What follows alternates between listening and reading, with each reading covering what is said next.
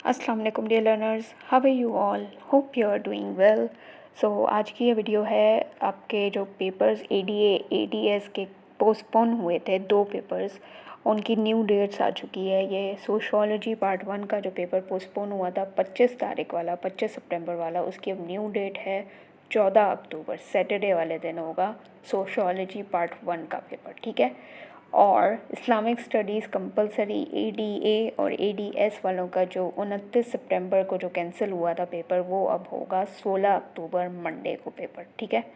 और जो 14 और 16 को जो पेपर्स थे उनकी न्यू डेट्स आ गई हैं, उनके पेपर चेंज हो गए हैं। वो अब 2 तारीख को होगा 14 वाला पेपर, 2 नवंबर को होगा, और 16 वाला पेपर 3 नवंबर को होगा, ठीक है। एडीए एडीएस दोनों के जो जो पेपर्स थे 14 और 16 वाले, वो चेंज हो गए हैं, वो अब 2 और 3 तारीख को होंगे।